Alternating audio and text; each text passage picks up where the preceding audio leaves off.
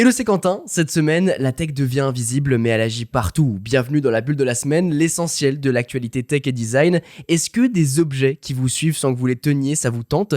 Eh ben, on va parler de l'un d'eux. Mais on va aussi parler des algorithmes qui ajustent les prix sans que vous le sachiez en fonction de vos datas et des intelligences artificielles qui ne discutent plus, ils agissent. Comment ça va, mes petits osieux ? Ouais, écoute, dans ce contexte morbide. Ouais. Ouais. Et franchement, Déjà, on est dans un tunnel où il pleut pas, parce que je sais pas si pour vous, mais les peu de fois où j'ai levé la tête. Oh là là, au ciel- attention, tu vas spoil mon actu. D'accord, ok. Va pas trop vite. Va trop vite. Et je faisais le petit point météo, j'avoue, on a réussi à se réunir au moment où il y a une éclaircie, ou en tout cas le ciel il est gris-bleu. ouais, écoute, moi, franchement, ça va. On s'excuse collectivement. D'ailleurs, il y a peu d'épisodes la semaine dernière parce que les agendas et les indispos de chacun ont fait que. Moi j'étais dispo. C'est vrai, Mathieu, c'était le seul qui était dispo. Quel chien. C'était le seul qui était dispo. Il a raison. Moi, j'étais sur les pistes. Ça faisait longtemps que j'étais pas à l'issue. Il a La dernière fois, soif. c'était avec Quentin d'ailleurs. Il y Ça a va. 2 ans. Donc, C'est ça bien. va, je suis revenu en forme. Ouais, bah écoute, je me suis pas pété un truc. C'est bon ça. Donc, C'est déjà bien. franchement, c'est positif. T'as eu des étoiles ou quoi? Je sais plus comment on appelle ça. Alors, j'ai les pris flocons. 1h30 de cours. Et Les des flocons, c'est le étoiles. niveau C'était des... ta première fois? Non, c'est pas ma première fois, Ah mais ouais, en t'as fait, pris- la dernière fois que t'as j'étais pris revenu pourquoi avec Quentin il y a 2 ans, ça faisait, je sais pas, 13 ans avant que j'avais fait du ski pour la dernière Ah, fois. frérot, à chaque fois que j'ai été, on m'a dit tiens, glisse. On m'a poussé. dans Bah, une c'était un pente. peu ça avec Quentin, c'était bah écoute, je vais m'habituer sur les pistes. Hein. Donc je me suis habitué sur les pistes, on a fait quelques rouges, c'était pas noir, on a fait quelques rouges avec Quentin, c'était un peu marrant, même si on avait une bien bosselée où je me suis ramassé pas mal de fois. Mais voilà, Je et là, crois que du coup... celle-là, c'était une noire. Ah ouais. Ouais, je crois que c'est. Ah bah, c'était une peut-être. Bah, noire. moi j'ai perdu un gant qui est tombé du haut du téléphérique là. J'ai fait Et mieux. là, une noire. C'était pareil. Ma gourde.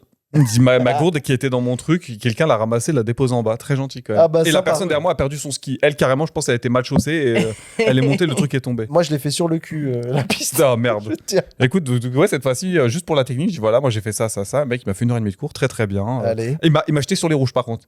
Tu Ah sais, oui, les rouges d'accord. pentus sa mère. Il m'a dit ouais, bah ça va si on fait ça. Ouais. Je dis ouais, bah si on fait pas trop vite. Ouais. Si tu me dis fais tout chose jusqu'en bas, je vais aller t'insulter en bas, mais enfin si je suis en capacité de le faire. Mais c'était cool, ça a permis de se reposer un peu, c'était bien. Ça fait plaisir. En tout cas, j'espère que vous, de votre côté, tout va bien et que vous avez pu soit prendre des vacances, soit que tout se passe bien au Mais taf. toi ça va Quentin quand même parce qu'on Bah oui, il a pas Bah, posé la écoute, question. non, moi ça va très bien. J'ai cru qu'il a dit écoute, non, moi Ah, ça va écoute, pas. Moi, Moi c'est voilà. je suis au bout du rouleau. C'est la merde. C'est la Non, merde. ça va, je suis en pleine réorganisation là, de tous mes réseaux, je discute avec plein de personnes différentes, c'est bon, ça. hyper intéressant, et surtout d'écosystèmes différents, donc c'est vraiment très chouette. Donc je suis en train d'un peu de voir là où je veux aller sur l'année 2026, Comme on comme dit- je faisais généralement, enfin je fais tous les ans en janvier, mais Comme on dit chez les Portugais, t'es dans les chantiers quoi. je suis dans les chantiers, C'est là, ça. clairement. Et c'est pour ça qu'il y a peu de contenu qui sort sur mes réseaux, parce que déjà, je mets beaucoup de temps à écrire une putain de vidéo parce que j'arrive pas à trouver le bon axe que j'ai envie d'aborder. Je comprends. Mais surtout, en fait, je suis en train de discuter avec plein de gens différents, à la fois pour Bubble, mais aussi pour mes réseaux. Donc, du coup, j'en suis là et j'attends de mettre les choses Au à plat, carré, quoi. ouais. T'es un homme qui change dans un monde qui change finalement. Exactement. C'est Bah, vrai. en fait, la tech est en mouvance, hein, on le sait, et surtout sur YouTube, la niche tech est complètement morte. Ça donc, s'accélère de fou, c'est... Moi, ça me saoule un peu de parler que d'IA. Et c'est pour ça qu'on va parler que d'IA aujourd'hui. Exactement. Avant ça, n'oubliez pas, si jamais le podcast vous plaît, à mettre les petites 5 étoiles, hein, ça fait toujours plaisir. Toujours. Et à participer sur la bulle vocale. On en a d'ailleurs une aujourd'hui, donc Ça vous fait écouterez plaisir. ça si vous voulez avoir un avant-goût, si vous savez pas ce que c'est. Vous pouvez directement enregistrer vos questions et nous on les écoute directement en live pour répondre à votre question.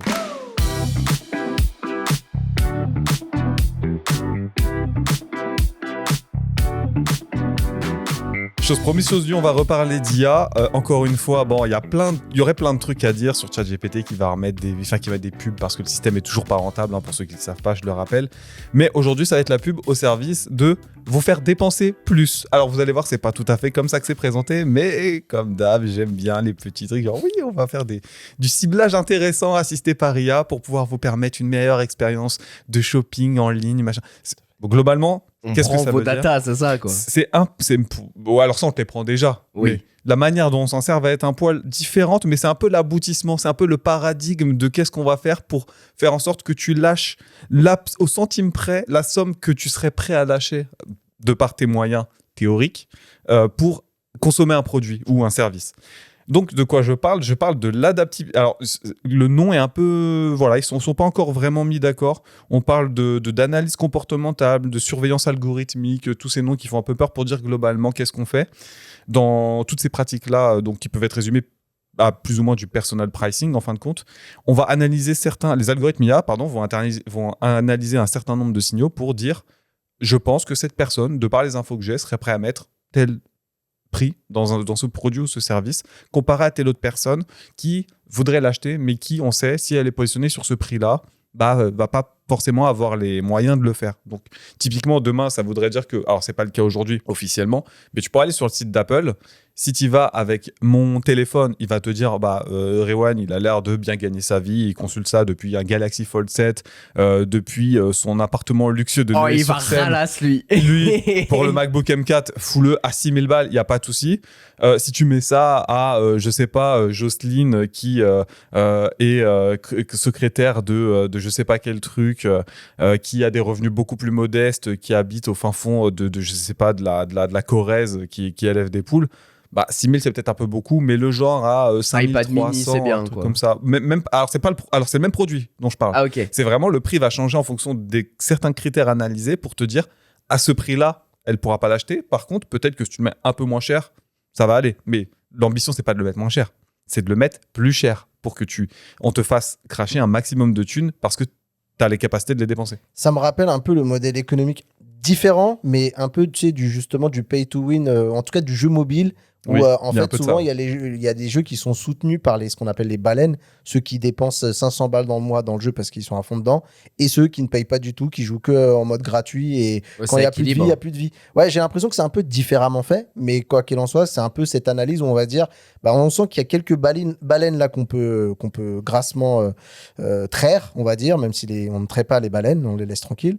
Et il y a ceux qui sont de toute façon qui mettront pas un copec, donc si on les braque, on n'en tirera rien. Mais qui ont besoin d'exister parce Voilà. que sans ça, il y aurait Parce qu'il pas y de a la data référence. aussi. Ouais, pour les baleines, pour s'amuser, quoi. Un jeu où t'as que des mecs qui payent, tout le monde va se casser parce que, en fin de compte, ça fait un espèce de vase communiquement où tout le monde, il y a plus de différence entre ceux qui payent et ceux qui payent pas.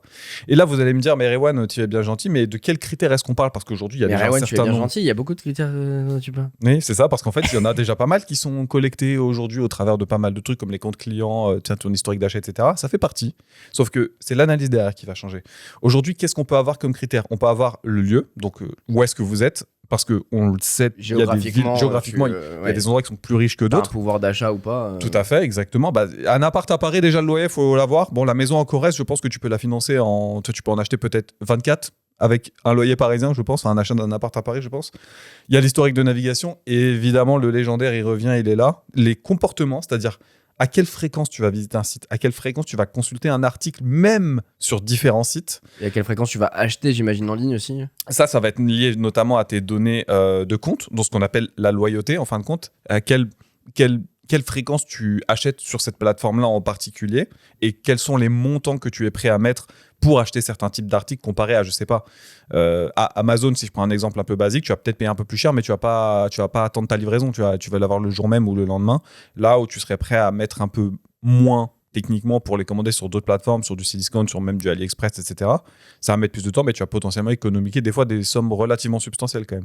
L'appareil utilisé, j'en parlais tout à l'heure. Quel appareil tu utilises? Si tu utilises un Wiko, tu as peut-être moins la possibilité que si tu utilises le dernier iPhone 14 Pro Max XL On embrasse 3W. Qui vient de prendre une balle perdue, le pauvre, il a rien demandé. Ouais, désolé, mais à un moment donné, Il s'est fait coucher. faut appeler un chat un chat. Donc, toutes ces infos-là, elles vont être mises dans des petits algorithmes en disant, je pense que... Et la partie vice là, c'est que, évidemment, plus tu vas consulter, plus ça va fournir de la donnée. C'est-à-dire que tu n'es même pas obligé de passer à l'achat, en fin de compte.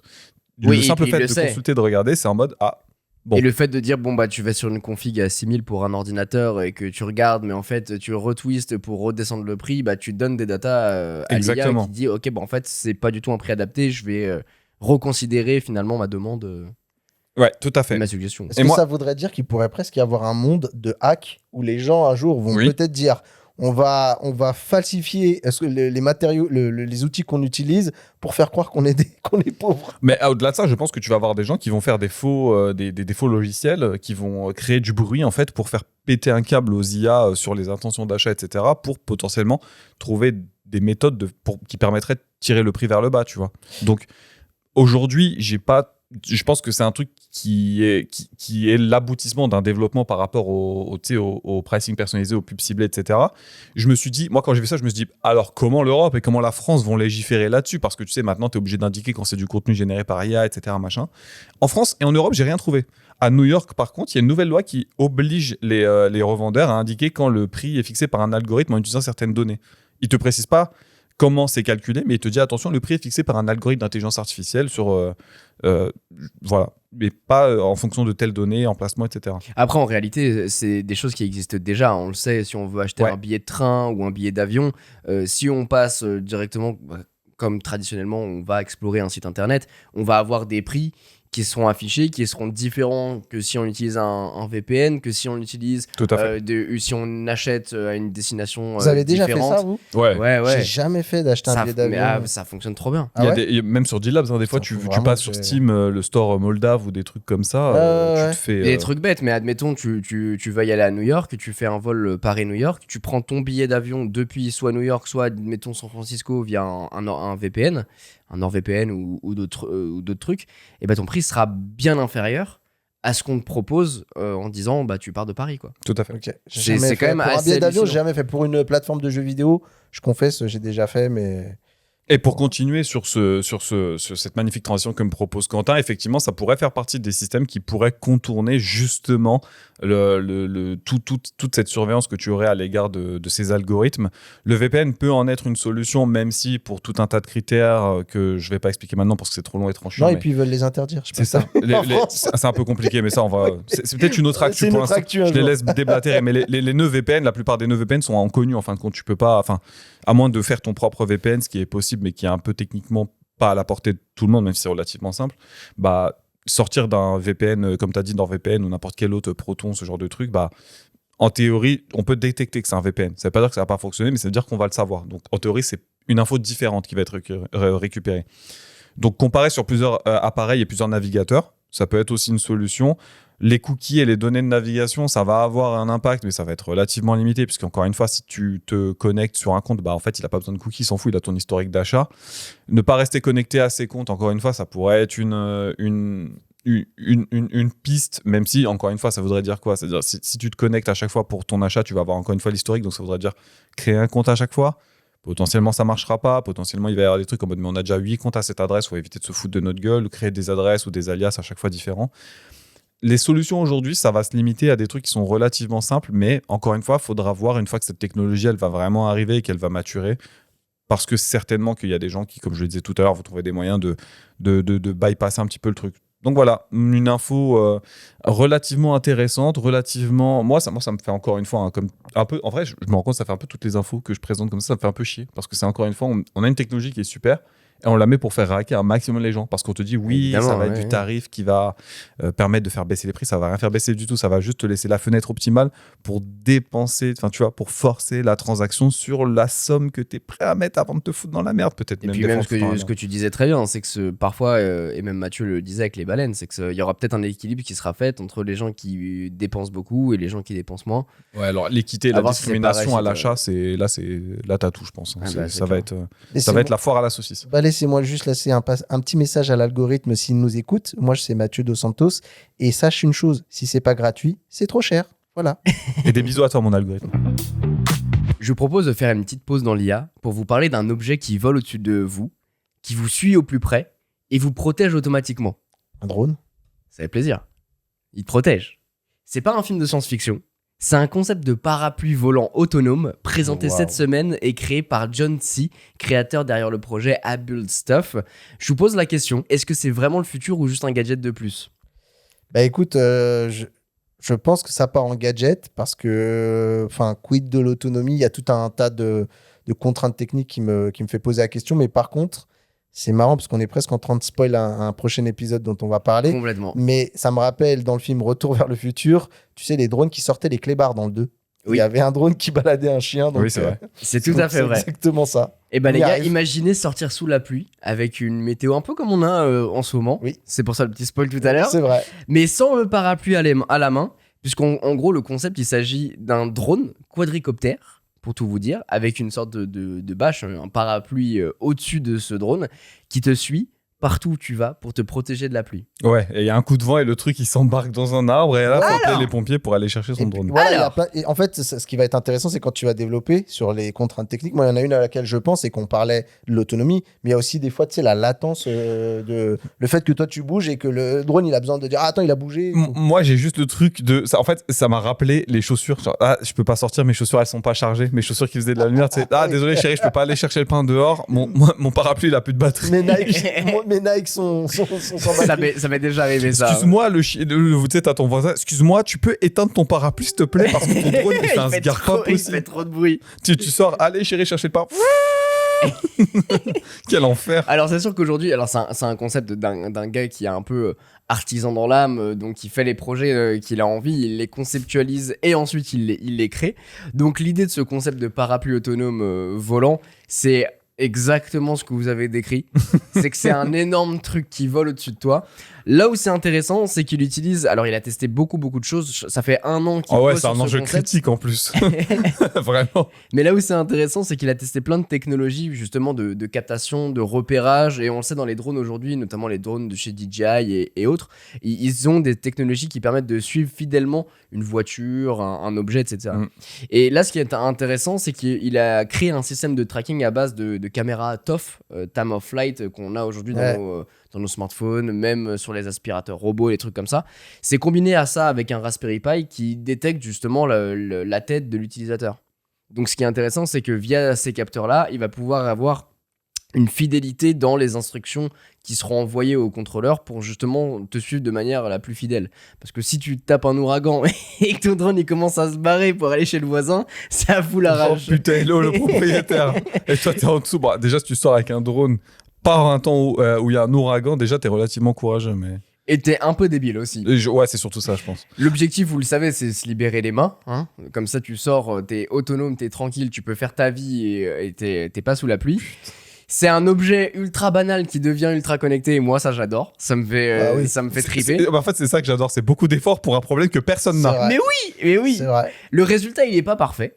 Oh, Non. mais quelle surprise. Mais mince alors. Mais pour quelle raison? Mais dis-nous Moi, tout, j'en ai Quentin. que 4 dans la tête, là. Qu'est-ce qui se passe? Déjà il a pas vocation pour être commercialisé. Ah, bah. Ah. bah, C'est un projet de cours de C'est techno, juste- tu vois. voilà. Le mec il a voulu se faire kiffer. C'est des gens qui ont du temps à perdre dans la vie. Mais en vraiment. vrai, non, c'est Oui. intéressant comme concept, tu vois. Je veux dire, Non, si tu veux mais- vraiment travailler dans la robotique et tout, t'as un petit Mais peu le d'IA mec pour la est- détection ouais. faciale, Et le puis mec ce, est chaud. Ce genre de mec, il alimente Bubble les épisodes, donc vas-y, hein, mon gars. Exactement. Ah, keep it coming, hein. Et puis après, le gars, il a vraiment construit un vrai truc. Le drone, il a pas genre pris un drone AliExpress, il l'a vraiment pimpé en impression 3D pour vous faire ressortir les bras. Je vous inviterai à aller regarder des images. si Et vous on avez embrasse envie. la seconde victime de cet épisode AliExpress qui prend une balle perdue. Évidemment.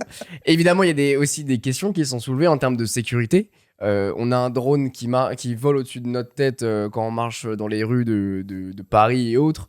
Avec tout ce qu'on connaît, des brouilleurs ou autres interférences qu'on peut avoir. Et même les Est-ce que le endroits truc bondés, va tu se vois. barrer ou effectivement dans Comment les ça se endroits passe bondés, est-ce qu'il va réussir à se synchro? Alors après on peut réfléchir à des trucs genre je sais pas, tu mets un bracelet qui Ah ouais. qui permet d'envoyer une interférence qui le repère finalement, qui repère le propriétaire. Ouais, sinon, ouais. Donc il le traque. L'autonomie évidemment, combien de temps ça va durer, et surtout quand il y a des bêtes de tempêtes. Moi, du coup, la semaine dernière, j'étais en Bretagne. Je me suis pris une soufflante, sa Bah mère. oui, c'est clair. On est sorti de la voiture, c'était OK. Et d'un coup, je me suis retrouvé dans un film. Je sors mon parapluie. Mais tu sais, le gros parapluie. C'est un parapluie que j'avais acheté à San Francisco parce qu'il pleuvait sa C'est mère. un préau, le truc, en fait. Et ça, alors, exactement. Hyper large, mais surtout ultra résistant. Je commence à le mettre. Gros, le parapluie s'est envolé, Bah il s'est ouais. retourné et tout. Je l'ai couru Dans après. dans ces moments-là, il n'y a plus de parapluie, il n'y a plus de drone, il n'y a que des cerfs-volants. Ultra Ah ouais, non, résistant pour San Francisco, c'est comme les Canada Goose de France et Canada Goose de Canada, tu vois. C'est pas les c'est pas les mêmes. Non, non. Et évidemment, la plus grosse limitation sera surtout sur la réglementation. On le sait, aujourd'hui, faire voler un drone dans les agglomérations, c'est un truc qui est absolument pas autorisé. Ouais, après ça dépend de l'altitude, tu vois, s'il doit arrêter le truc, il va pas voler, enfin le lot, il va pas voler très haut. Là, C'est la sûr. législation, c'est quand tu le fais voler au-dessus des immeubles, au-dessus des baraques et tout. Complètement. Mais- Mais bon, Franchement, force à lui, hein, il a fait son truc, il s'est dit tiens, c'est un problème. Mais tu sais, pareil, il y avait eu les cabines gonflables qui avaient été sorties où tu sais, tu te rentres dedans et genre, t'es comme comme tu sais, le scooter pas Citroën, le scooter BMW qui a une coque, La bulle. la bulle, et du coup, il est homologué sans casque. Là, t'avais des mecs, ils avaient fait genre une espèce de cabine en plastoc que tu mets au-dessus de toi. Donc en dessous, t'es genre en tenue de ville. Et ça permet juste de couper le vent et la pluie. Mais t'as l'air turbo con avec ça. Non, mais c'est incroyable. Le monde dans lequel on vit est incroyable. Ah ouais, non, mais. Par contre, ça peut être marrant, tu sais, de marcher et de se dire, attends, à quel moment il va me tomber sur la gueule. Tu sais, t'as ce petit. Ah, toi, tu vis pour le frisson, toi. Exact, tu sais. Là, tu vois, l'autonomie, c'était genre 45 minutes parce qu'il n'y avait pas de vent. T'as une rafale, le truc, il est passé à 2 minutes parce qu'il est en train de lutter contre le vent. T'es à la défense, il y a 50 personnes qui marchent et tout d'un coup, tu t'envoies tomber les uns derrière les autres parce qu'ils se sont pris un drone dans la tête. Exactement. Mais c'est typiquement le genre d'innovation un peu gadget qui sont vraiment révélatrices d'une tendance. C'est que la tech cherche vraiment à disparaître de nos mains et vraiment devenir un truc automatique, qui nous ambiant, qui nous assiste et en fait qu'on va plus manipuler d'une certaine manière, mais qui va vraiment suivre notre manière de vivre finalement. Mais blague à part, ça j'adore parce que du coup on revient dans l'ère un peu folle de robotisation des trucs parce qu'en fait, du coup je reviens sur le sujet de l'IA, mais ça a permis de faire plein de trucs sur des problématiques qu'avant on devait répondre avec des scénarios si alors, tu vois là, la capacité d'analyser et d'apprendre quasiment en temps réel et de manière continue, c'est vraiment hyper intéressant pour ce cas d'usage. Non, peut-être pas pour le cas d'usage du drone anti-pluie, mais pour plein d'autres trucs, c'est vachement intéressant en vrai. Et je trouve ça fort, tu vois, c'est un mec, il fait son petit projet de techno, il y a de plus en plus de personnalités comme ça, je trouve, qui sont trop forts. Et en un an, développer un robot qui permet de voler au-dessus de toi et te couvrir, c'est un détail, tu vois, c'est le truc marrant. Et c'est pour ça que je voulais vous en parler dans cette news. Mais au-delà du truc marrant, ça révèle quelque chose de fort, c'est qu'il y a un vrai savoir-faire qui est en train de popper. Et avec pas grand-chose, on peut arriver à faire un truc bien, quoi. C'est clair. Est-ce que vous avez entendu le gossip du moment dans l'IA qui s'appelle OpenClaw? Ça vous parle ou pas? Bien sûr. Gossip Girl. Bien sûr. Alors, je pense que tu vas le dire. Oui. Mais il s'appelle OpenClaw depuis combien de temps à peu près? Ouah, en tout cas, le truc, il est là depuis pas longtemps. Il a déjà changé 3 fois de nom. Oui. Il s'appelait Claudebot à la base. Claude, c'est Clawd. Oui. Donc un mélange de Claude en vrai qui lui aura valu un peu de merde, tu vas en parler, et de Claude, je pense, les griffes. Ouais, c'est ça. Et aussi du mot cloud. Je pense qu'il y a aussi Il y a aussi Cloud peut-être, ouais. Et après, il s'est appelé Moldbot. Et puis après, ils ont dit, ah non, flemme, c'est chiant. Et après, il s'est dit, on va s'appeler OpenClaw. Alors pourquoi Claudebot, en tout cas, a été vite fait jarté? C'est que déjà, ils ont eu peur de se prendre un petit coup de pression juridique de la part de Anthropic. Mais je crois qu'ils se sont pris un petit coup. Ils ont été les voir en mode. En tout cas, ils leur ont dit, mon frérot. Ouais, gentiment. Il n'y a pas eu d'avocat. Il y a eu mon frérot Claude et Claude, tu te fous un peu de notre gueule. Exactement. Un poil. Exactement. Donc voilà. Mais il faut savoir que c'est un projet open source qui a été développé par un mec qui s'appelle Peter Steinberg et qui a récolté 168 000 étoiles sur GitHub en 2026. Donc c'est le genre de projet qui est très vite propulsé et mis en avant. Mais je crois que même c'est un des projets qui a eu le plus d'étoiles en 3 mois. Je crois qu'il est passé de l'ouverture à 3 mois après, il y a eu genre 50 ou 60 000 étoiles. Les étoiles, pour rappel, c'est des likes finalement pour faire remonter ton projet. Le projet m'intéresse, franchement, ça a l'air lourd. C'est ça, exactement. Et du coup, c'est lourd parce que le projet est vachement cool. Et ben le projet, il est vachement cool. Tu fais bien de me relancer puisque, en fait, on est vraiment entré dans une ère où ça fait un petit moment on en parle. On est passé de l'IA qui discute avec nous, sur lequel on chatte, à l'IA qui agit. Et on l'a dit, on rentre dans une ère de l'IA agentique. Et un Claudebot, c'est un petit peu la quintessence, la promesse ultime de cette ère-là. Pourquoi? Qu'est-ce qu'il est capable de faire? C'est qu'en fait, il est capable de s'intégrer dans une machine, donc potentiellement ton PC, et de dire, écoute, je vais scanner tout ce que tu fais, tout ce qu'il y a dans ta machine, et je vais pouvoir le faire à ta place. C'est-à-dire que toi, tu vas pouvoir après interfacer, par exemple, je sais pas, tu vas pouvoir le piloter via, par exemple, ton appli WhatsApp ou Signal.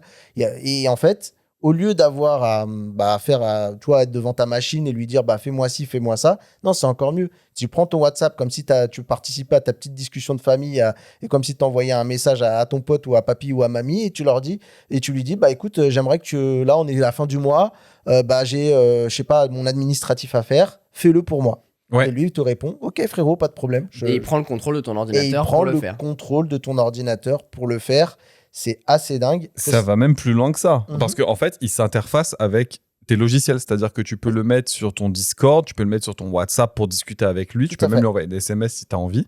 Derrière, tu peux le connecter à ton Gmail, tu peux le connecter à tu l'as dit, ton PC, ton OneDrive, Et tu dois le faire indépendamment à chaque fois pour chaque logiciel? Bah, en fait, si c'est des connecteurs externes, oui. Si tu as tout sur ton poste, en théorie, tu peux t'arranger pour lui donner les droits pour lire tes fichiers. Mais en théorie, oui, tu pourrais le connecter avec. Tu as déjà énormément, je crois que tu as genre 150 connecteurs qui sont. Exactement. En qui fait, sont fournis. j'allais y venir, c'est qu'en fait, il y a un catalogue donc, de skills, de connaissances, on va dire.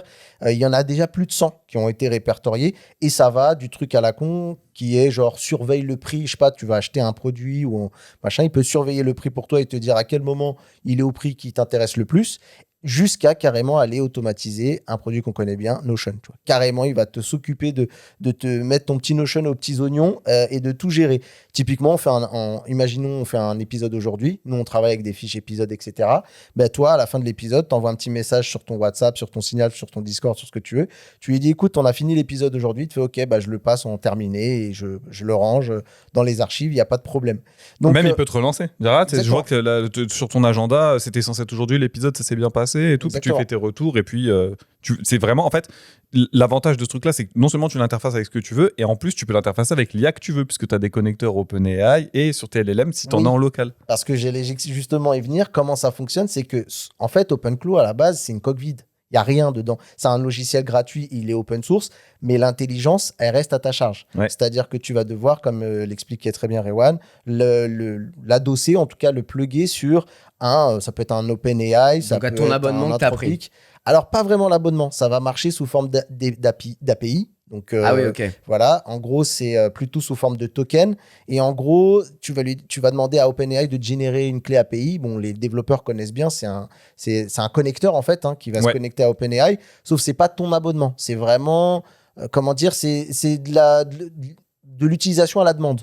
Et à chaque fois que tu vas faire une requête, bah là, ça va aller taper dans l'API et ça va te facturer. Donc, c'est un peu comme revenir, pour schématiser, pour que les gens comprennent bien, c'est de la consommation à la minute. C'est ça. Tu À la payes requête, du coup. à la mais ouais, c'est requête, ça. là. Ouais, voilà. Mais pour que les gens ils aient une visualisation, parce que c'est pas toujours très simple, c'est pas comme l'abonnement où tu as 20 balles et tu payes et tu es en illimité. Ouais. Là, tu payes à la consommation. Ça, c'est pour OpenAI ou je pense Perplexity, tous ces trucs-là. Mais si vous avez, ce que je disais tout à l'heure, si vous avez une IA en local chez vous, vous avez Exactement. votre modèle, tu peux très bien l'interfacer. Donc tu le connectes. Encore une fois, c'est comme. En fait, pour ceux qui ne connaissent pas, c'est un peu un N8N façon IA, je pense qu'on pourrait le traduire un Mais peu c'est comme ça. exactement ça. En fait, ce produit-là, il n'est pas révolutionnaire en soi parce que ça fait des mois où en fait on pourrait déjà faire ce genre de choses, mais avec N8N. Sauf que lui, ce qu'il apporte, bah, c'est le côté ergonomique, simplicité.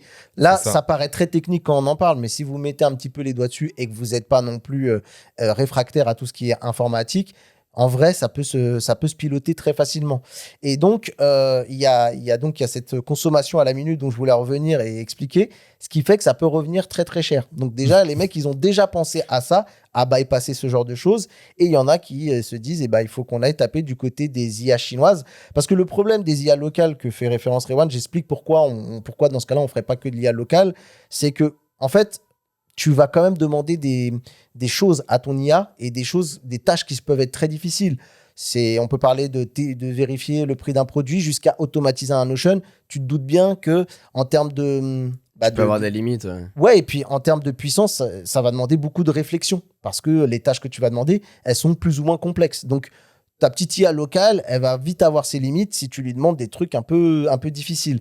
Donc, ce que certains ont fait, c'est comme ils ont vu que ça pouvait quand même se chiffrer assez rapidement, c'est pas ultra cher, mais ça peut vite monter en fonction de ce que tu lui demandes, de combien de fois tu lui demandes des requêtes. Et il y en a, ils se sont dit, on va aller du côté, par exemple, de chez DeepSeek, qu'on connaît bien, puisque DeepSeek, c'est celui qui a un peu pété l'IA en bourse parce qu'il prouvait qu'on pouvait faire tout pareil que les autres, mais pour 10 à 20 fois moins cher. Et c'est un peu le cas actuellement pour cette histoire d'OpenClaw. Donc, le problème, tu le vois déjà venir sur ce premier souci, c'est que de 1, c'est un choix un petit peu, on va dire, de philosophie à faire. C'est est-ce que tu interfaces ça à un OpenAI avec la vision très américaine, et nous, aujourd'hui, en tant qu'Européens, il faut qu'on se rende compte que quand même, les Américains, ils sont gentils, ils sont sympas, mais en même temps, ils pillent nos données et ils ne nous respectent pas vraiment sur nos législations, sur le respect à la vie privée, etc. Et tu as bien sûr l'autre image qu'on se fait de l'autre côté du spectre, De la la Chine. Chine avec la censure et potentiellement aussi également où vont ces données et comment elles sont traitées. En gros, il faut comprendre que tu vas demander des requêtes donc à Cloudbot. Et lui, il va scanner tout ce que tu fais. C'est-à-dire, si tu lui dis, ouais, modifie-moi, je sais pas, tel document administratif et tout ça, toutes ces requêtes-là, elles vont partir sur les serveurs si tu le fais pas en local sur une machine. Ouais, tout à fait. Hein. Voilà. Encore une fois, c'est un nœud. Hein. Il va orchestrer différentes actions à sa manière pour te donner du contexte, mais il y a quand même une IA qui traite derrière, et cette IA, faut lui envoyer les données pour qu'elle puisse te rendre la requête, quoi, finalement. Exactement. Donc, c'est un choix à faire. Est-ce que tu décides de payer 20 balles et tu vas chez les Américains et tu bombardes tout, ou est-ce que tu vas payer peut-être 3 euros, mais tu vas chez les Chinois avec potentiellement aussi tous les travers que ça peut aussi également avoir. Exactement. Il y a un truc qui est d'ailleurs très très drôle, c'est que ce produit-là, il a tellement explosé que ça a fait exploser par rebond l'achat de Mac Mini. Il y a beaucoup de gens qui se sont mis à acheter des Mac Mini juste pour le faire tourner, et des PC, des NUC PC et tout ça, juste pour avoir cette IA-là qui tourne dans la machine. Parce c'est là où on va un peu rentrer dans le... J'en parlais la dernière fois, on en parlait du fait que je voulais construire une machine et tout, et que les Mac Mini sont très bien pour faire tourner des petits modèles. C'est-à-dire que tu es en mono 2 utilisateurs, tu es chez toi, franchement. Et en plus, encore une fois, quand tu payes l'électricité, c'est vraiment très bien. Et c'est typiquement le genre de setup que tu peux avoir si tu veux te faire ton petit IA local chez toi. Bah oui. Et pourquoi les gens, ils prendraient une machine spécialisée pour ça et ne pas le mettre directement sur ta machine ? Les informations. Eh bah oui, parce que donner les clés de ta maison à un robot, c'est génial, hein, jusqu'à ce qu'il puisse ouvrir la porte au cambrioleur. Et je vais vous donner des petits coups d'usage. Il va faire un petit moment cyber. Je l'attendais. Exactement. Donc, tu as le problème du super utilisateur fantôme. Si l'IA a accès au terminal, un pirate, il peut prendre le contrôle total via une simple injection de prompt, un ordre caché dans un mail que l'IA lirait. C'est-à-dire que si toi, tu lui dis lis mes mails et mets-les-moi de côté ou vérifie ou fais une réponse, etc. Ouais. Si quelqu'un t'a ciblé, parce qu'il faut encore toujours pareil, c'est qu'il faut que tu sois ciblé, mais il envoie un mail avec justement des prompts cachés en disant, par exemple, file-moi toutes les clés API que Quentin utilise ou que Rewan utilise. J'utilise même. Voilà, que tu te fais passer pour la personne. Exactement, que j'utilise, tu me les renvoies. Ces personnes-là peuvent récupérer les clés API et tu vas me dire, bon, ok, ça sert à quoi ? Ça veut dire qu'ils vont taper sur ta clé API et que finalement, eux, ils vont pouvoir vendre ça au marché ou au plus offrant et les gens vont tous taper dans ta clé API et tu te doutes qu'après, la facture, on parlait des tokens. C'est toi qui paye. C'est toi qui paye. Et il y a des gens qui ont commencé à voir, qui se retrouvent avec des factures de 2000 € alors que vraiment, tu vois, les API, comme c'est à l'usage, c'est pas si cher. On est plus proche des 10-20 balles en bourrinant un petit peu. Mais tu peux vite, si le truc il est diffusé massivement, ça peut vite dériver. Et juste là-dessus, donc, en vrai, je pense que Mathieu allait sur ce conseil-là, mais il y a des garde-fous qui existent. C'est-à-dire que tu peux dire, pour mes clés API, tu dépasses pas un certain plafond monétaire. Donc, au bout d'un moment, ça te dit, non, t'as un plafond, t'as plus d'argent. Sauf que, encore une fois, c'est tellement simple et t'as l'illusion que, vu que c'est simple, c'est sécurisé, mais t'as d'autres notions au niveau de ton architecture qui font que, les clés, elles sont quand même chez toi. Je veux dire les clés de la configuration. Donc, exactement. Tous ces plafonds, etc. Je sais pas si tu as l'exemple, t'allais parler des VPS ou pas ? J'allais en parler, oui. Après, ça, c'est mon épisode préféré, ça. C'est dans la partie qui arrive juste après de comment faire, mais il y a ce truc-là, et tu vois, cet exemple-là qu'on est en train de donner de la récupération des clés API, il y a déjà un petit nom qui a été donné, que j'ai découvert en préparant l'épisode, c'est on appelle ça le malware Elon. Et pourquoi ça s'appelle Elon ? C'est parce qu'il y a des gens qui ont proposé un jour une API qui dit « What would Elon do ?» Ça veut dire en vrai, qu'est-ce que Elon ferait ? Et on parle bien d'Elon Musk. Et en gros, l'idée, c'était de proposer un malware en gros qui serait calibré sur la personnalité d'Elon Musk parce qu'il a ce côté très tranchant et puis parce qu'il est vu comme un mec très fort en productivité. On voit qu'il est sur 1001 sujets, SpaceX, Tesla, Grok et j'en passe. Donc l'idée, c'était de proposer ce truc-là à la base. On en parlera de ça la semaine prochaine. Voilà, mais ce truc-là, c'est ça qui cachait justement une porte dérobée pour demander silencieusement la clé des API. Voilà, ça vient de ce verre-là sur lequel ça pouvait tomber. Mais l'injection de prompt, on parle de voler les clés API, mais ça peut être plein de choses. Ça peut être voler tes données personnelles, aller chercher des fichiers, etc. C'est le problème des systèmes ouverts, excuse-moi, mais si jamais on se rend compte que tu as potentiellement une IA avec qui tu discutes et que cette IA a accès à pas mal de contextes, sky is the limit pour lui demander des infos, genre où est-ce que j'habite, où est-ce que tiens, j'ai quoi comme rendez-vous ce soir, et puis tu sais, t'envoies tous les détails de ton rendez-vous avec ta femme, le nom du resto, ta C'est pour ça réservation. que c'est intéressant de le faire sur un PC indépendant. C'est intéressant de maîtriser son exposition, parce que oui, un PC indépendant, c'est une bonne chose, mais là où tu vas l'ouvrir et les chemins qui vont être ouverts pour pouvoir rentrer et discuter avec ton IA, c'est aussi, encore une fois, un contexte qu'il faut maîtriser.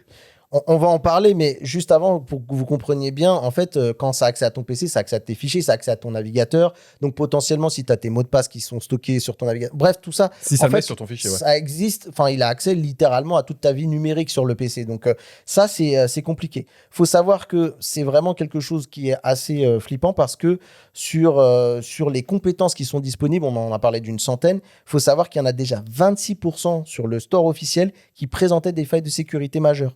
Parce que le truc, il faut comprendre que CloudBot, à la base, OpenCloud, pardon, comme il change de nom tout le temps, on s'y perd, il est conçu pour être vulnérable à la base. Parce que pour que ça fonctionne comme tu auras envie que ça fonctionne, on va dire que la V1 de ce produit-là, elle est conçue pour avoir zéro garde-fou. Et puis surtout que le mec, je pense qu'il l'a développé, il s'attendait pas à ce que ça pète autant. Exactement. Donc forcément, quand t'as plein de gens qui le mettent, t'as plus de vulnérabilités qui sont montées, c'est indéniable. Rewan, je voulais te poser une question en côté cybersécurité. On dit souvent que la faille, elle est humaine. Ça veut dire qu'elle se trouve entre le clavier et la chaise.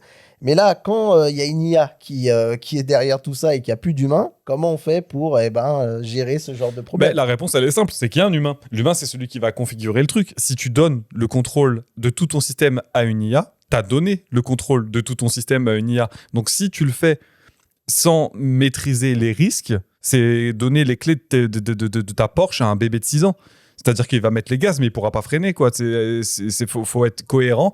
Et c'est pas parce que je reviens sur mes propos de tout à l'heure, c'est pas parce que l'outil, il est conçu pour être simple à intégrer qu'il est sécurisé. Encore une fois, n'importe quel produit qui t'offre des fonctionnalités relativement ouvertes et qui s'interconnectent, c'est autant de portes qui peuvent permettre que ça tourne mal. L'exemple des VPS, c'est un bon exemple. Il y a plein de gens qui ont essayé de l'installer, qui l'ont mal installé et qui ont exposé leurs interfaces sur Internet. Et du coup, je vous propose qu'on finisse par donner quelques petits conseils aux gens qui voudraient quand même s'y lancer, parce que ne pas s'y lancer quand même, c'est quand même dommage. C'est vraiment un outil qui mérite aujourd'hui qu'on y regarde pour être au moins au fait de la technologie. Donc, je vais vous donner quelques petites clés. Il faut vraiment considérer OpenCloud comme une zone radioactive. Voilà, tu vois, je suis assez d'accord. La radioactivité, je trouve que c'est une belle image pour vraiment voir cet outil-là. Déjà, la première chose, c'est ce qu'on a parlé, l'isolation. C'est-à-dire soit utiliser une machine dédiée à ça, soit le fameux VPS, ça veut dire un serveur loué qui va te permettre de ne pas t'exposer. Pareil, si tu utilises, on parle aussi par exemple d'une machine virtuelle, oui, pourquoi pas, mais dans l'idée, il faut que ta machine virtuelle, elle soit coupée de ta machine physique pour pas qu'il y ait de pont entre les deux. Et c'est surtout, il faut pas qu'elle soit exposée sur Internet, parce que les mecs qui ont loué des VPS, donc des serveurs privés virtuels, qui est globalement, tu vas chez OVH, chez Amazon, chez n'importe qui peut te fournir ce genre de service, ils te fournissent une machine virtuelle, mais elle est ouverte sur une IP publique. Donc si tu mets pas des restrictions réseau, tout le monde peut taper sur ton instance. Si tu mets des mots de passe hachis ou qu'il y a une vulnérabilité qui sort, tout le monde peut accéder littéralement au truc qui a accès à toutes tes données.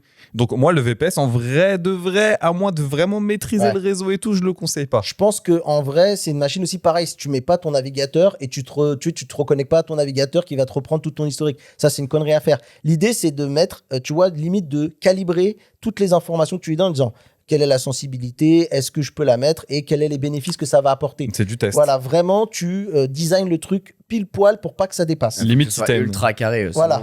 C'est mort. Si tu veux le tester, limite, si t'as une adresse mail poubelle, tu le mets sur ton adresse mail poubelle pour commencer à lui générer des fausses infos pour tester, voir les capacités de ce qu'il fait. Tu veux le mettre sur Discord, pas de souci, crée-toi un petit serveur Discord privé, tu lui donnes accès à ce Discord-là et tu vois, faut pas mettre de la donnée qui est de la donnée réelle sur un produit que tu testes. C'est le même principe en entreprise. Ensuite, tu mets un mode qui s'appelle le mode parano et tu actives un réglage qui s'appelle /approve et en gros qui va à chaque fois dire à l'IA je dois approuver toutes les requêtes.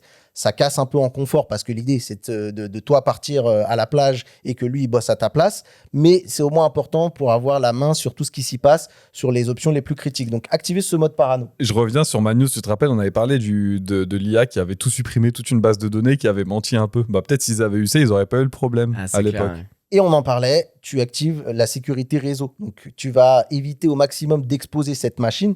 Même on en parlait, tu vois, même ta propre machine, tu vas la sécuriser. Toutes les connexions doivent être sécurisées depuis ce qu'on appelle le fameux VPN pour éviter des scanners comme Shodan qui repèrent ton instance via le web public. Donc, l'idée, c'est vraiment de chiffrer au maximum toutes les communications qu'il y a entre les deux pour être invisible des potentiels attaquants. Donc voilà, en gros, c'est un truc qui est quand même fascinant. Il y en a qui pensent que ça peut monter des business, te faire fleurir ton business, tout de manière autonome. Tu as genre 8 agents qui peuvent travailler en simultané. Je sais pas si tu te rends compte, c'est genre toi et une équipe de 8 personnes qui vont bosser pour toi et faire avancer toutes tes tâches, te libérer du temps pour toi, la créativité, etc. Et j'aurais juste une question pour toi, Quentin. Toi qui es un petit peu le membre de l'équipe qui aime l'automatisation au plus haut point, notamment du côté de la domotique, est-ce que tu te sentirais prêt, en ayant déjà les idées des garde-fous que je viens de citer et tout, est-ce que tu te sentirais prêt à dire je vais déléguer des tâches à un agent IA sur une machine dédiée que j'aurais sécurisée pour pouvoir me libérer du temps pour penser à tes chantiers de réorganisation, etc. Bien sûr, moi c'est carrément un truc que j'aimerais faire. Après, il y a tellement de mise en place qui doit être faite en amont que pour l'instant, en fait, à partir du moment où ce sera grand public démocratisé et qu'en gros, limite, t'achètes l'ordinateur avec tout dessus, ok, tu vois. Il y a des VPS, pour te donner un exemple, il y a des VPS, alors on peut parler par exemple... pitié pas les VPS. Tu peux prendre ouais, mais par exemple, je vais citer un Hostinger, par exemple. Eux, ils ont tout de suite vu le truc venir et ils ont réagi au quart de tour. Ils ont déjà préparé un VPS avec déjà OpenClaw installé dessus intégré, pour que tu puisses l'utiliser. Donc, mais c'est pas inintéressant. C'est sûr que ça permettrait de libérer beaucoup de temps pour faire des tâches autres et surtout te concentrer sur ce que tu as vraiment envie de faire. Les instances de comptabilité, faire les trucs un peu relous comme ça. C'est sûr que ça peut vraiment aider. Mais tant que c'est pas ultra au point, moi, je l'intégrerai pas. Ouais.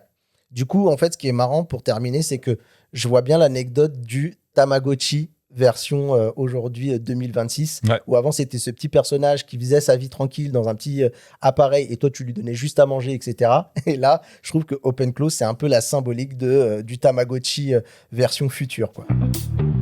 Les amis, je vous propose de terminer ce petit épisode avec la bulle vocale de Jocelyn qui veut nous partager un petit peu ses pensées. Je sais pas, on va voir le retour de Jocelyn. Salut les gars, je tiens à remercier Rewan pour sa recommandation de Outer Wilds dont il a parlé maintes et maintes fois. Oh là là, il a rejoint ton crew. Je l'ai enfin essayé et terminé, c'était incroyable. C'était vraiment trop bien. J'ai pas encore fait le DLC, enfin j'ai commencé en fait, j'ai fait une run dessus, j'ai rien compris, donc il faut que je me replonge un peu plus dessus. Mais voilà, en tout cas le jeu était vraiment exceptionnel et je tiens vraiment à te remercier pour tout ça parce que je m'attendais pas à un jeu aussi prenant parce que tu te retrouves en fait à réfléchir même quand t'es pas en train de jouer, à savoir ce qu'il faut faire, où aller, pour trouver la solution, etc. Donc je trouve que c'est vraiment trop bien. Et alors, je vais pas dire que tout est là, tout est devant nos yeux dès le départ, mais non, franchement, c'est vraiment top. Donc vraiment merci. C'est promis, je vais me remettre sur le DLC. Mais là, je me suis fait happer par Satisfactory. Faut que je trouve du temps avec ça, mais non, vraiment très bien et merci. Si t'as d'autres recommandations, n'hésite pas surtout, je les prendrai avec plaisir. Voilà. Allez, merci Bubble. Incroyable. Il t'a brossé dans le sens du poil. Mais est-ce que tu as cette satisfaction de, tu sais, quand toi, tu as vécu un truc tellement de manière. Tu dis, il faut que tout le monde vive pareil. Et là, tu as un mec qui dit, ouais. Mais en fait, c'est l'engagement, tu vois, c'est de se dire, mais essaye-le. Parce que, en fait, c'est frustrant, c'est un truc qui est incroyable, mais tu peux pas donner d'infos. Parce que tu donnes d'infos, tu spoil vraiment le concept et l'approche du jeu, tu vois. Truc, ouais. Donc, franchement, je suis content et peut-être ça va donner envie à Quentin de se remettre un peu dessus parce que lui, ça fait je sais pas combien de temps qu'il l'a acheté et que malheureusement, le temps. C'est comme Jocelyn, tu vois. Jocelyn, il dit, j'ai essayé, je l'ai terminé. Moi, souvent, je suis là en mode, j'ai essayé, j'ai pas eu le temps. Ouais, mais c'est juste pas le temps de jouer, quoi. C'est tout. Il me manque ça. C'est voilà, exactement. Moi, là, pour info, j'ai terminé Clair Obscur la semaine dernière, puisque depuis qu'il est sorti, je l'ai acheté et j'avais pas du tout eu le temps de le terminer. Alors, j'ai rush la MSQ, j'ai fait quête principale quasiment à fond, j'ai fait 2-3 trucs. Je suis pas avancé depuis. Un peu à droite, mais incroyable, vraiment. Je savais que le jeu était fou. Au moment où je l'ai allumé, j'ai fait 4 heures. Après, je l'ai pas touché. Puis là, vu que j'étais en vacances, j'ai pris mon Steam Deck, j'ai pu en faire un peu le soir et tout. Incroyable. Et je sais que j'ai un pote, il m'a dit, t'as fait la caisse principale? Ouais, t'as pas fait d'autres trucs, t'as pas battu Simon? Je dis non, je sais même pas qui c'est, ton gars. Ok, t'as fait 30% du jeu. J'étais en mode oui, je sais. Mais je sais bien, mais déjà, le scénario, incroyable. Le run, il dure combien de temps? Parce que comme moi, je suis dessus, Moi, j'ai 20 heures, mais j'ai fait un peu de trucs à droite, à gauche. Je pense que tu peux le faire. Je pense que si tu rushes la quête principale, en 15 heures, tu peux le faire. Non, mais moi, je suis en plus, enfin, je suis pas très bon, donc non. Moi, Mais tu mets-le dis en pas, facile, hein. je Mets-le vais en mettre en- facile, hein. Oui, Parce bah, qu'il y a, je vais pas des te endroits, mentir, je l'ai déjà fait, ouais. c'est putain de c'est mimes là corsé. qui m'ont cassé des Ouais. couilles à chaque fois que j'en croisais un. Parce qu'en plus, j'en ai un, c'était pas en mode j'abandonne. Je dis non, je vais jusqu'au bout. Il y a un boss, un des mimes, j'ai mis 2 putains de soirs à le faire. Moi, Bon, bref. j'ai découvert les gestrales, c'est ça? Je crois que c'est ça. Ah, c'est bah, leur t'es au blaze, là. début là. Ouais, bon, je suis T'es au début, d'accord. ok, Voilà, je pas suis- de spoil. Mais du coup, écoute, merci Jocelyn. J'espère que ça encouragera d'autres personnes à faire Outer Wilds. Si jamais, petit conseil, la DLC, continue sur ta run principale. Parce qu'il y a des trucs qui sont en lien avec la run principale. Si tu veux avoir un peu de contexte, je suis désolé, je peux pas donner plus d'infos que ça. Mais crée pas une nouvelle run, fais la DLC sur la run sur laquelle tu as déjà fini le jeu principal. Et il demandait d'autres recos. J'allais dire, est-ce que quand tu as fait Outer Wild, si tu veux rester un peu dans le mood, est-ce que No Man's Sky, parce que je connais pas Outer Wild, mais No Man's Sky, il a une fibre. Non. En fait, Ok. No Man's Sky, non, mais je vois aller où t'allais, excuse-moi. No Man's Sky, c'est un jeu où l'exploration spatiale, c'est Dans le intéressant, mur, quoi. mais c'est de la construction, c'est de l'infini. Ouais, mais il y a une histoire, tu vois. Ouais, mais Outer Wilds, quand tu l'as fini, tu l'as fini. Limite, Ouais. Clair-Obscur est plus près de Outer Wilds, puisque quand t'as fini Clair-Obscur, t'es en mode putain, j'aimerais bien oublier pour pouvoir redécouvrir le truc. D'accord. Mais malheureusement, non, j'ai pas trouvé de jeu comme Outer Wilds, rien que par le concept de ce qu'il te propose. Outer Wilds, c'est vraiment un livre. C'est un livre en jeu. Ok. Eh ben écoutez, voilà pour les actus de la semaine. Et tiens, pour vous donner un petit avant-goût de ce qui va se passer jeudi, on s'est posé une question simple. Comment le passé imaginait notre futur? Et pourquoi il s'est autant trompé ou parfois étonnamment approché de la vérité à travers des livres, des films, plein de choses, vous allez le voir. Si le futur ne ressemble plus à ce qu'on imaginait, c'est peut-être parce qu'il a changé de forme. Merci les osios et à jeudi dans Bubble. Ciao, ciao. Ciao.